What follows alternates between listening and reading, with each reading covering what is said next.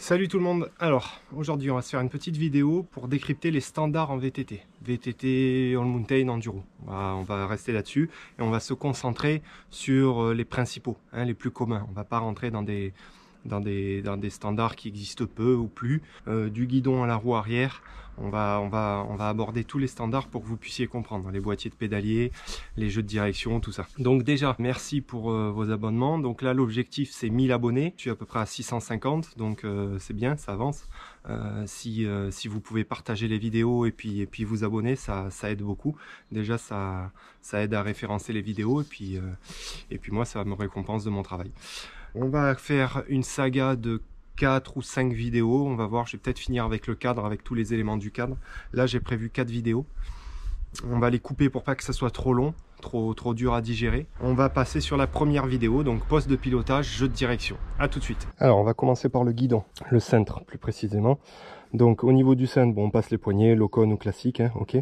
Donc là vous voyez on est sur un cintre plat, donc 0 rise, donc à plat. Le rise c'est, je vais trouver ça dans l'arbre à guidon, hop là, le rise c'est ça, ok. Donc ça c'est la hauteur, la hauteur on va dire. Là c'est un rise de 25, donc ça veut dire que le guidon est surélevé de 25 mm, 2,5 cm. Je le remets à sa maison. Là on est sur un guidon plat. Ce qui est bien avec le guidon plat, c'est que ça va nous permettre de voir le back sweep. Donc le back sweep c'est l'inclinaison vers l'arrière. C'est toujours en degrés, hein. Donc l'inclinaison vers l'arrière. Donc en général les guidons plats on n'en trouve plus, surtout sur du 29, parce qu'on aime bien un peu cintrer vers l'arrière pour avoir plus de confort. Donc moi c'est pas ce dont je raffole, mais j'ai pas le choix, j'arrive pas à trouver un guidon plat. Donc ça c'est un back sweep, voilà. Et après l'up sweep, donc l'up sweep ça va être vers le haut. On va le voir sur celui-là aussi. Vous voyez, il monte, il s'incline vers le haut. Donc l'up sweep, c'est pareil, ça se traduit en degrés et c'est vers le haut. Donc là, après, vous dire ce qui est bon, ce qui est pas bon, c'est pas le but de la vidéo. Chacun, c'est une histoire de confort. Moi, je sais que l'up sweep, j'aime pas et le back sweep, j'aime pas. Mais c'est très difficile de trouver un guidon, un cintre qui me convienne. Après, je fais comme je peux. Voilà, donc ça c'est pour le cintre. Back sweep, up sweep et rise en hauteur. Au niveau de la largeur, en All Mountain Enduro, une moyenne de 760-780, c'est très bien. Après c'est énorme et en dessous c'est trop court. Alors la potence elle est souvent négligée et pourtant c'est aussi important. Au niveau de la potence, donc on a déjà la longueur, ok, la longueur de potence, donc ça classique, c'est ce qui va déterminer un peu la longe du reach par rapport au cadre. On a donc la longueur et on a l'angulation. Donc l'angulation pareil en degrés, vers le haut, et sur les cross-country par exemple, on peut l'anguler vers le bas.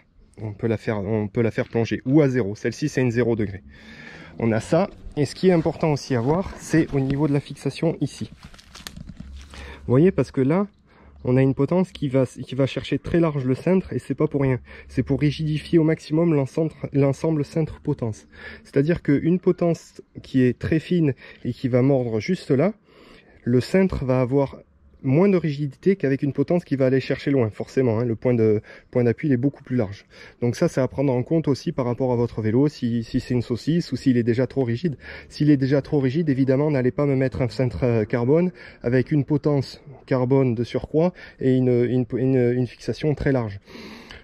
On aborde aussi le diamètre des 5, donc ou en oversize en 31,6 je crois, ou 31,8, je me rappelle plus, et le 35. Donc c'est pareil, le 35, pourquoi pas, sur un vélo alu qui est un peu flex, on peut mettre un guidon en 35 en carbone, ça va vachement rigidifier le cintre de pilotage. Par contre, si vous avez déjà un vélo qui est très rigide, n'allez pas mettre un cintre en 35 en carbone, parce que ça va vous taper dans les mains, ça va être inconduisible. Faut pas oublier que la rigidité c'est bien, mais ça peut vite devenir un ennemi aussi. Le jeu de direction, alors ça va être une partie un petit peu plus importante. Le jeu de direction ici, le plus souvent ce que vous trouvez sur des enduros comme ça, c'est du 0 stack, semi-intégré, ZS. Donc 0 stack, pourquoi? Parce que déjà, ça va permettre de modifier au minimum le stack du vélo. Parce que si on a des coupelles externes, évidemment, le stack va morfler, hein, d'au moins 5 mm, voire plus que ça, même, voire peut-être 1 cm. En haut et en bas, ça va influer donc sur la hauteur de douille et sur le stack du vélo. Donc c'est pas vraiment intéressant. En fait, on a une cuvette, je vais vous montrer. On a une cuvette comme ça, qui est pressée dans le cadre, et le roulement à l'intérieur de la cuvette. Voilà. Donc ça, ce sera le plus commun actuellement. Je vais vous expliquer après la norme SHIS. On a de l'externe, donc EC. Externe, ça va être des coupelles externes. Donc en fait, elles vont rentrer dans le cadre, mais le roulement sera à l'extérieur du cadre. Donc ça se faisait avant, mais ça se fait plus trop maintenant. Et on a aussi de l'intégré, du véritable intégré. Le véritable intégré, c'est-à-dire que les roulements vont reposer directement dans le cadre. Donc soit sur une portée aluminium à l'intérieur du cadre, soit sur le carbone directement. Vous vous doutez bien que l'interne, en termes de longévité dans le temps, bof, hein, on est directement sur le carbone. Sur le cadre, s'il y a le moindre souci, il faut intervenir au niveau du cadre et c'est pas terrible. Donc SHIS, c'est la norme standardisée. Donc Headset Identification System, tout simplement. Donc il y a un SHIS haut et un SHIS bas.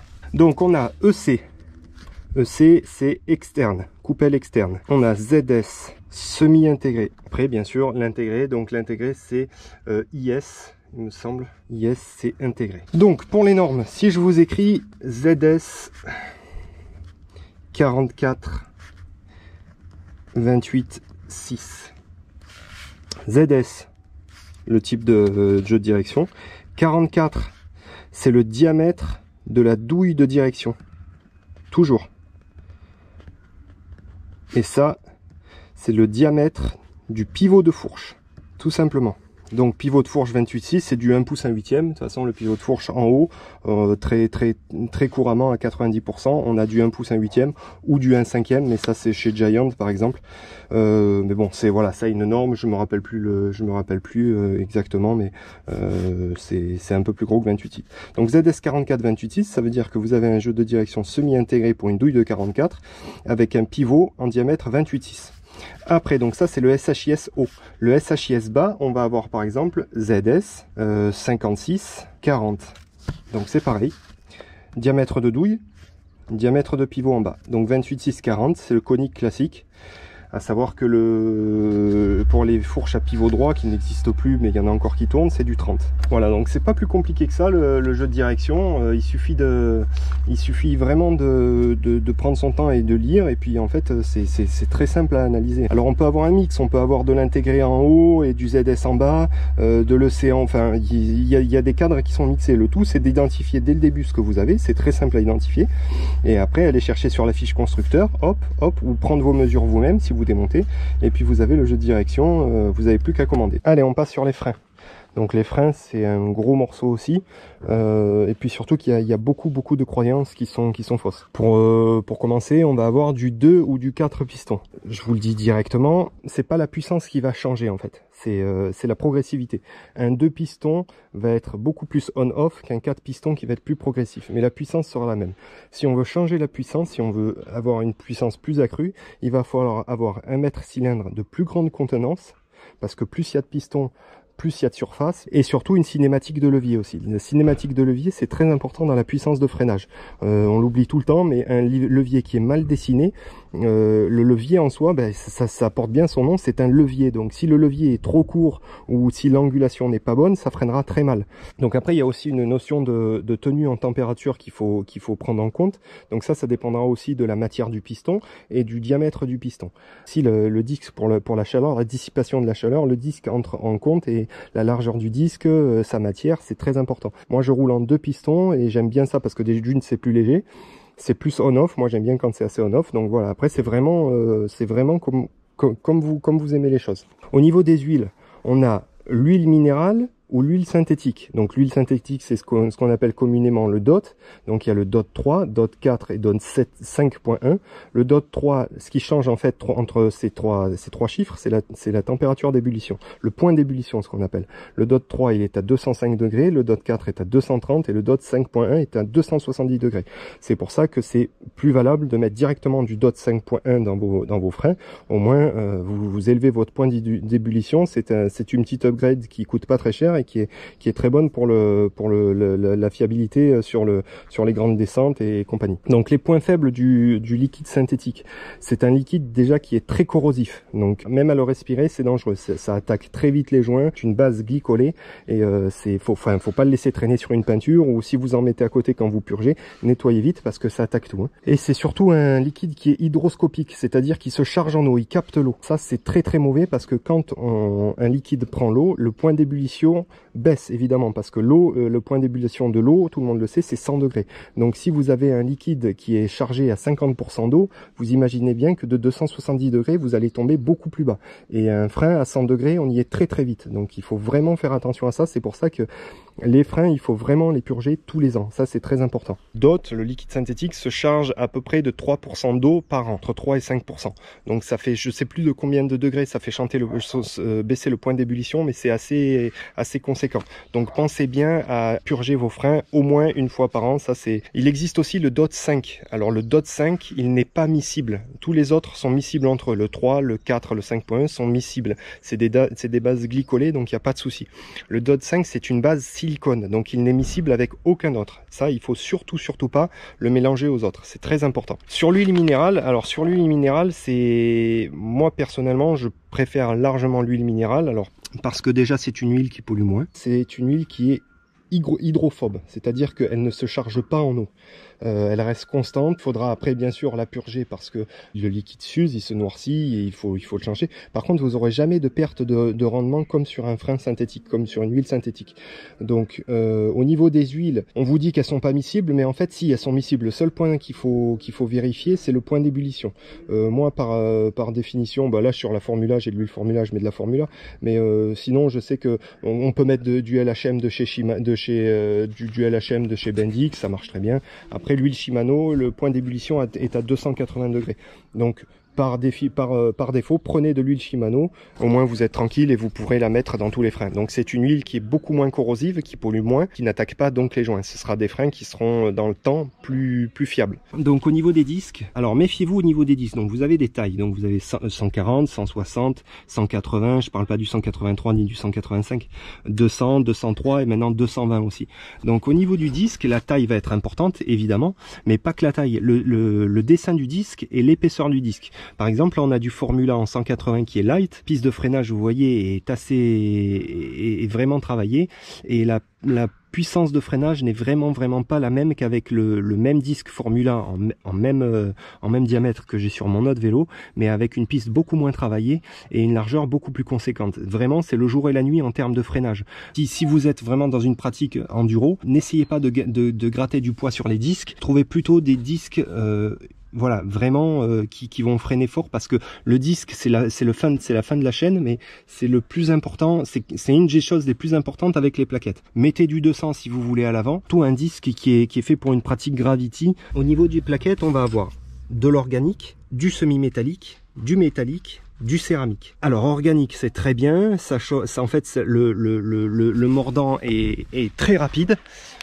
Ça freine très vite, il n'y a pas besoin de le faire monter en température. Par contre, ça ne supporte pas la température. C'est-à-dire que si c'est pour une pratique un peu engagée, vous allez très vite ne plus avoir de frein. Donc préférez plutôt ou du semi-métallique ou du métallique. Moi je roule en semi-métallique, c'est pas mal, ça tient bien, ça freine très vite, ça tient bien la chaleur. Après on a la métallique aussi, un peu dans le même système, ça met un peu plus de temps à freiner, mais ça freine, voilà, ça supporte bien la chaleur.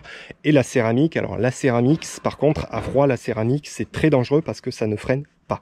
Donc après, une fois que c'est chaud, c'est monstrueux, ça freine vraiment très bien. Après il y a des notions aussi d'usure, hein. Donc ça c'est bien sûr, il faut se dire que une plaquette qui freine très fort et qui s'use pas, pour moi c'est compliqué à trouver. Pour en revenir donc aux céramiques, les 2 premiers virages, si vous n'avez pas fait chauffer vos plaquettes, attention, danger. Donc ça, c'est vraiment à réserver à une pratique DH ou enduro très engagé, bike park. Mais sinon, le reste, évitez les céramiques. Ça sert à rien du tout de mettre le top du top en céramique. Vous allez voir que autant vous allez vous ramasser la gueule. Voilà, on a fait le tour du poste de pilotage. On a vu pas mal de choses. Regardez les autres vidéos que je vais tourner maintenant. Et n'oubliez pas, likez, partagez, abonnez-vous. Merci.